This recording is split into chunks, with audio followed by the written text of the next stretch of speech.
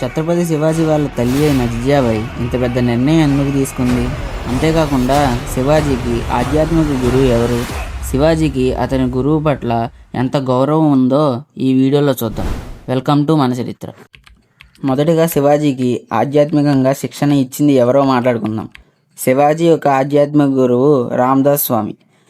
ఈయన హైందవ సామ్రాజ్య స్థాపనలో కీలక పాత్ర పోషించాడు. అంతేకాకుండా శివాజీకి ధర్మాన్ని, సామాజిక న్యాయాన్ని మరియు స్వరాజ్యం యొక్క ఆదర్శాలను బోధించాడు. అయితే శివాజీ కూడా ఆయన నేర్పించిన అన్ని విద్యల్ని నేర్చుకొని ఎంతో గొప్పవాడు అయ్యాడు. అంతేకాకుండా శివాజీకి అతని గురువు అయిన రామదాస్ అంటే ఎనలేని ప్రేమ మరియు గౌరవం. అయితే శివాజీ గారికి రామదాస్ గారు అంటే ఎంత గౌరవమో మనకి ఈ సంఘటన ద్వారా తెలుస్తుంది. ఒకసారి రామదాస్ గారు రాజ్యంలో భిక్షాటన చేస్తూ శివాజీకి కనిపిస్తాడు. అప్పుడు శివాజీ తన గురువు వద్దకు వెళ్ళి నమస్కరించి ఇలా అంటాడు: గురువర్య, మీరు ఒప్పుకుంటే మరాఠా సామ్రాజ్యాన్ని మొత్తం మీ పాదాల చెంత ఉంచి మీ కింద మేమంతా పనిచేస్తాం. మీరు ఆదేశించడమే ఆలస్యం.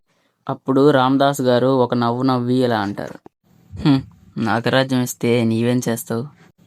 అది విని శివాజీ వెంటనే, మీరు చెప్పిన ప్రతి ఆజ్ఞను పాటిస్తాను.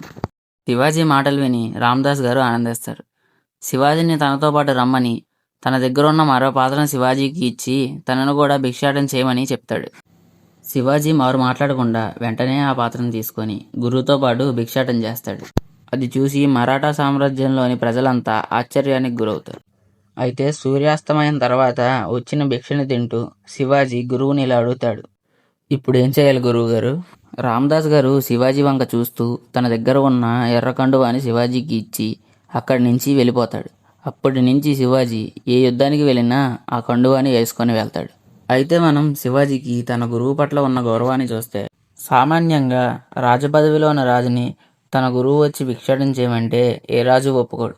కానీ శివాజీ తన గురువు చెప్పిన వెంటనే భిక్షాటన చేస్తాడు. ఈ ఒక్క విషయం చాలు శివాజీ తన గురువుని ఎంత గౌరవిస్తున్నాడో తెలియడానికి.